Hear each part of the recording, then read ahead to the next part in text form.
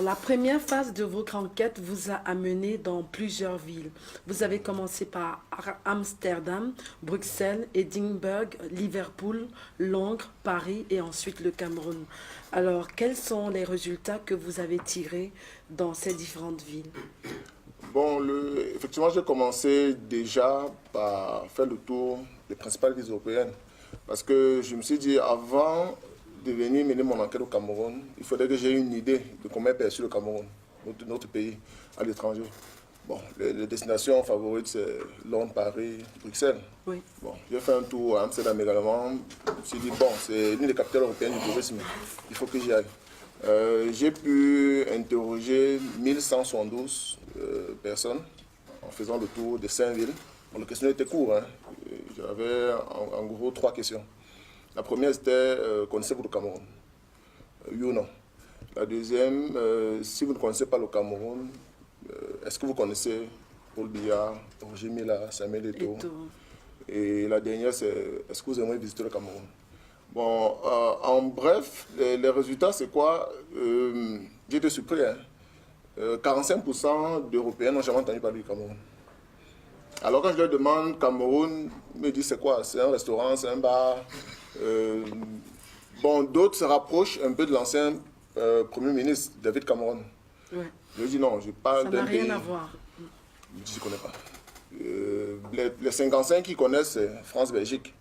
Mais lorsqu'on sort de là, ils ne connaissent pas le Cameroun.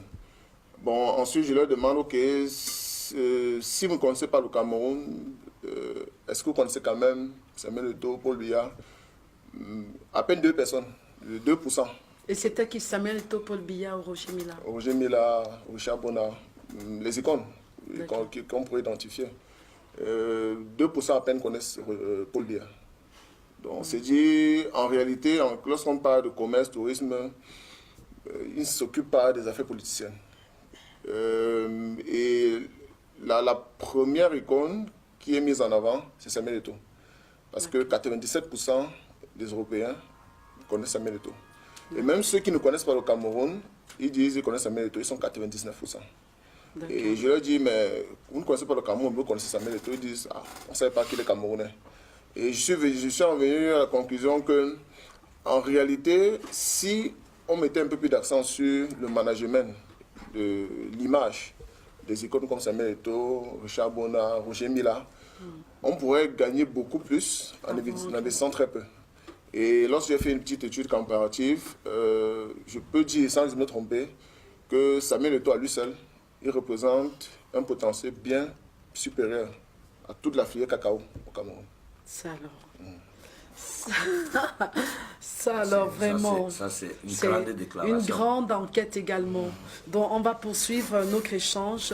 Il faut dire qu'après ces villes européennes, vous êtes descendu au Cameroun pour compléter votre étude.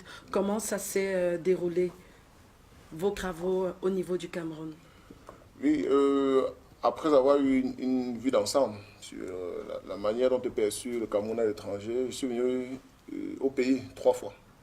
Bon, parce que l'idée, c'était d'atteindre un quota, parce qu'en termes d'études en sciences sociales, lorsqu'on a un échantillon, il faut atteindre un certain quota pour que l'étude soit valide. Je dois avoir au moins 350 interviewés. Et je suis venu 3 fois parce que à chaque fois, ce n'est pas facile. Ce temps-ci, d'avoir des touristes internationaux au Cameroun. Je suis venu en 2014, 2015 et 2016. Et à chaque fois, j'ai fait 3 mois au Cameroun.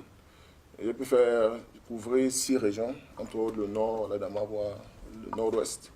Et j'ai pu collecter 412 interviews avec des Européens qui ont pu me donner une idée du rapport entre l'image du Cameroun, la qualité des services et la satisfaction des clients.